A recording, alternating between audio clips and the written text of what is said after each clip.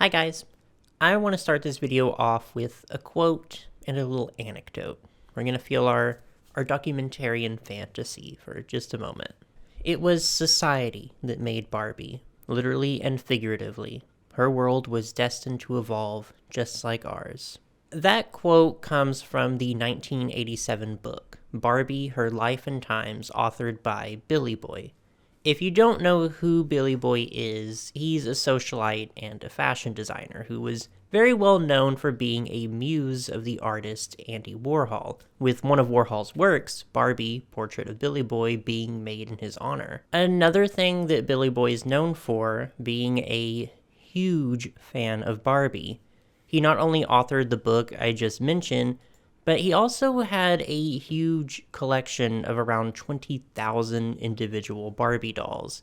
And I think we, as collectors, actually owe quite a lot to Billy Boy here, because he was not only a huge proponent in the mainstream attention of adult doll collectors, but he was also a very large factor in Barbie kind of becoming the fashion icon she is today. Due to Billy Boy's prominence as a collector, he had actually a pretty close relationship with Mattel. He designed 2 Barbie dolls for them, one in 1985 and one in 1986. And these are known for being the very first designer Barbie dolls. That is to say, designed by someone not on Mattel's team, but by a well-known named designer. And the doors he opened. See, Barbie's always been a fashion girly. We know this, right? That was her original job, a teenage fashion model. But never has she had the prestige of being dressed, styled by the prominent public figure before. And since 1985, that has actually become somewhat of a staple for Barbie. She's the muse, the it girl, the top model. And I thought it would be fun to just have a video going over these dolls, the ones that were collaborations with real-life fashion designers. And that's not to say that the designers who work at Mattel aren't real fashion designers. I would never, ever disparage their work like that. But in the world of fashion, names and brands carry a lot of prestige that toy companies, well, typically do not have. And that's what makes these collaborations fun. It just shows truly how elevated Barbie is as a cultural icon to be able to get this kind of treatment. Now, is she really just this otherworldly talent, or is she just a nepotism baby using her connections to Mattel for her own gain? I don't know, but we'll let her body of work speak for itself. And in contrast to the first few minutes of this video, I have decided to choose chaos and lawlessness for once, so these dolls will be presented actually in no particular order. Literally just as I either thought of them or just found them. But here are some of Barbie's designer collaborations. Let's go ahead and get into it. So by far, the designer that is most closely associated with Barbie, Bob Mackie, of course. Over the years, he has designed dozens upon dozens of Barbies, and he's still going today, actually. He designed some Christmas-themed Barbies in 2022 and 2023. But the first Bob Mackie Barbie was in 1990, Bob Mackie Gold Barbie. And if Billy Boy started this direction of designer-focused Barbies aimed at adult collectors, it's probably safe to say that Bob Mackie perfected it. Even now, his dolls are very often seen as like the height and the peak of collector's edition Barbies, and for good reason, right? I mean, he's Bob Mackie. Mackie is also responsible for the creation of one of Barbie's head sculpts. So he started designing for Barbie while she was still in her superstar era. The superstar sculpt being this very bright, big-eyed, open-mouthed, smiling sculpt. Very quintessential Barbie. But Mackie, for his dolls, he did want something a little more sophisticated. So he worked with Mattel to create a head sculpt with a closed mouth. And so it was dubbed the Mackie sculpt, and it made its debut on Neptune Fantasy Barbie in 1991. I can't go through every single Bob Mackie Barbie ever, though that might be a fun idea for a future ranking video, but I'll devote some time to just some of the more iconic ones, in my opinion. He designed two of the holiday Barbies in 2005 and 2006. They are actually among my least favorite holiday Barbies, but they're definitely memorable. Madame Du Barbie from 1997, who I think is just one of the most stunning, gorgeous, incredible Barbies that exists on this planet, which is saying a lot because I don't actually really like sequins on dolls, but Mackie, he does love a sequin. I can't really fault him for that. Empress Bride Barbie from 1992. Now, one thing I do love, and you'll know this already if you've watched me for any amount of time, a big, fluffy ball gown. And it really just doesn't get any bigger or fluffier than this. She's so incredibly beautiful, and just the detail work on such a small scale, too. Lady of the Unicorns Barbie from 2007. I feel like the 90s Mackie Barbies are usually given the most credit, and I do get it. The quality and the craftsmanship was absolutely on another level. But I love a lot of the 2000s Mackie Barbies, too. They're really fun. Countess Dracula Barbie from 2011. Do I even need to say anything? Like, presented without comment. Just look at her. Mackie was truly not ever afraid to just take it there, you know? But yeah, this is really only just barely scratching the surface when it comes to Bob Mackie Barbies. I definitely encourage you to look them up and just, I don't know, stare at them for a while. You'll have fun, I promise. Another Barbie collection that is probably among her most iconic, the fashion house Moschino. And if I happen to pronounce any of these wrong in this video, please correct me. Type out a comment. In fact, share it with all of your friends and tell them to leave a comment correcting me too. You know, just to help out. Make sure I see it. For their 2015 Spring-Summer runway, Moschino partnered directly with Barbie as inspiration for the designs. There was a whole Barbie-themed clothing collection, and actually a few different dolls that came out of it too. The primary one was a Barbie in the Superstar sculpt, because the collection was mainly inspired by 80s and 90s Barbie, because we know what Barbie looked like in 2015. But it was a Barbie sold basically as a gift set in this all-black getup. Very cute. I remember at the time thinking it was a little strange to choose this styling for the collaboration doll, especially since a lot of the more standout pieces from the collection were the pink ones. There were some pink dolls released, but only gifted to attendees of the fashion show at Milan Fashion Week, and another that came out a few years later in 2019. Now, this one was a limited edition of 500 and made exclusively for the Met Gala that year, which the theme was camp. It also being a recreation of the dress that Moschino made for Casey Musgraves that year. There was also a 2016 set with both Barbie and Ken, which were replicated from the outfits Jeremy Scott and Stella Maxwell wore at the 2015 VMAs, which I actually did not know existed until I started working on this video. I don't really see people talking about these or trying to hunt them down like I do the other Moschino Barbies, and I don't know, I guess I see why. They're not that memorable to me. The late 90s also gave us some pretty cool Barbie collaborations. In 1998, there was the Life Ball Barbie, which was created with the one, the only, the iconic Vivienne Westwood. Or rather, she was one of the Life Ball Barbies. These were limited to only 1,000 dolls and made for the Life Ball charity event, which was a fundraiser to support people with HIV. And Barbie would get another Life Ball collection for the 1999 event too, this one being designed by Christian LaCroix. Also in 1999, a collaboration with Givenchy. Now, whereas most of these collaborations opt to feature looks that are recreations of garments that are pretty recent, the Givenchy Barbie actually decided to recreate a gown from 1956, which I think was an interesting move to kind of laying into the 50s supermodel aspect of Barbie that sort of comes and goes, which is also just a very iconic sort of silhouette for Givenchy too, thanks to Audrey Hepburn and Breakfast at Tiffany's. 2003 gave us a Giorgio Armani Barbie, who is, I guess, very 2003 Giorgio Armani. I don't know why, but she's kind of giving me like Rachel from Friends.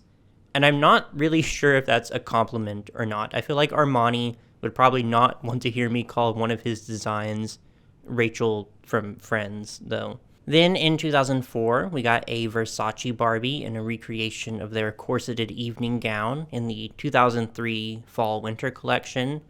It was definitely a bold move, selecting this particular dress for a doll, but I'm glad they did. It translated really, really well. She's such a gorgeous doll. Also, the face-up, impeccable. She looks like an actual supermodel, which is exactly what they were going for. I know, but they nailed it, didn't they? We would sort of get another Versace doll a few years later in 2023 through the Claudia Schiffer Barbie doll, who wears a dress from the 1994 Fall-Winter show. But this one, I'm sorry, Claudia. I'm so sorry. You deserved so much better. I don't want to be too mean, but if you just compare this doll to the one we just saw, I mean, look at the material. Like, literally look at the material. Everything down to the fabric was just, we'll just say a lot of interesting choices were made and leave it at that. In 1995, I'm so out of order with this. I'm so sorry. But in 1995, we got the Christian Dior Barbie. This one was, according to the box, based on a 1993 design that was featured on a wax replica of Barbie. But I could not, for the life of me, find any photos of this wax Barbie. I don't think they're lying to me or anything. I believe her. I'm sure she exists, but it would have been cool to see. I have no idea what she would have looked like. Then in 1997, for Dior's 50th anniversary, we got another Christian Dior Barbie. This one obviously referencing the more classic new look that made Dior famous in the 50s. In fact, the doll is a direct recreation of Dior's very first collection, specifically the very legendary bar jacket, which I do think it's cool to have a doll, a Barbie no less, that's a physical representation of one of the most iconic collections in fashion history. To that end, I do really like this doll. Oh, here's another really fun one. Oscar de la Renta has been responsible for a few Barbies. Oscar de la Renta is a designer I've always personally liked quite a lot because I feel like our aesthetics align pretty well. He seems to favor very dramatic, glamorous, feminine looks, which I think also aligns with Barbie really well. But Oscar's tenure with Barbie actually began in the mid-80s, not with a doll, but with a collection of Oscar de la Renta branded fashion packs. And these looks are just like peak 80s glamour, right? And I think these do actually predate the Billy Boy dolls. They're definitely before Bob Mackie and the other designers, so I can imagine this was a pretty big event in the Barbie world too, to just see the name Oscar de la Renta on a Barbie product. Then in 1998, we do get our first full-fledged Oscar de la Renta doll. And if I'm correct, this one isn't based on any kind of pre-existing garment. It was designed exclusively for Barbie. And what a gown it is, right? She looks gorgeous.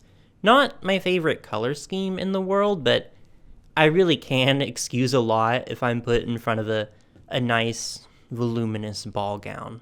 It's fine. I can recognize my biases. But she does have a lot of really cool details. The lace, the embroidery, the fur, craftsmanship that's honestly pretty on par with some of the Mackie dolls. And we get another Oscar de la Renta doll in 2016, but this one is a recreation. It's a bridal look from 2013.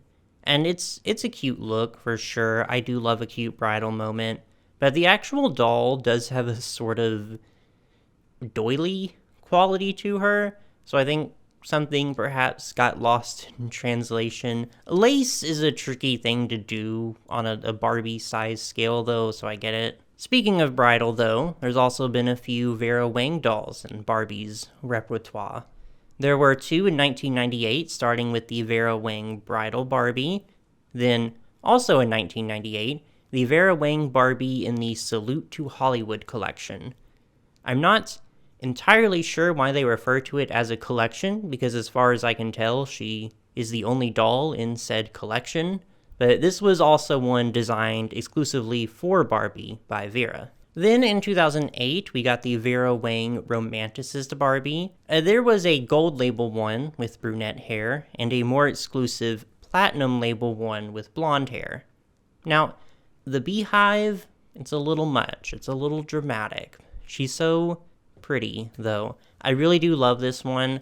I know mermaid gowns are like an actual epidemic in collector dolls right now, and I'm so tired of seeing them.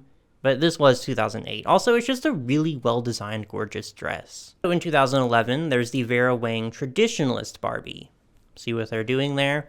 But this one was based on a real dress, the Dovima gown, and she's cute. The ball gown receptors in my brain definitely being activated right now. And also worth mentioning, in 2022, Vera Wang got a tribute Barbie doll. So not a doll that she designed, but one that was made in her likeness, or in her honor, I guess I should say. Another one of my personal favorites as far as designers go, Anna Sui. In 2006, we got the Anna Sui Boho Barbie. My favorite part of this doll, the high-heeled cowgirl boots. Fabric boots, too, mind you. Also, something else I learned while making this list for the video. In 2010, there was actually an Anna Sui Rika-chan doll, which I thought was, like, so random, but it's not even her first time working with Takara, because in 1999, Takara put out their own Anna Sui branded doll, which also, in 2017, she got her own line of Blythe dolls. I had no idea she was so involved in the doll world, but it definitely makes me love her a lot more. But getting back to Barbies now, in 2008, there was the Torina Tarantino Barbie.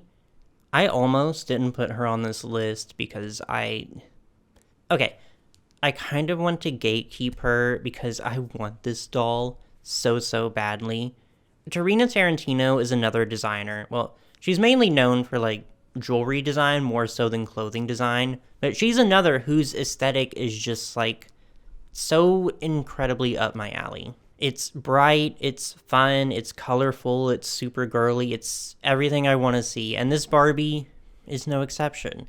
A fun fact about this one is that Mattel, or rather the person at Mattel who was working on this doll, actually used a lock of Torina's own hair as reference to make sure they got a perfect match to her shade of pink. In 2014, we got a doll made in collaboration with Karl Lagerfeld.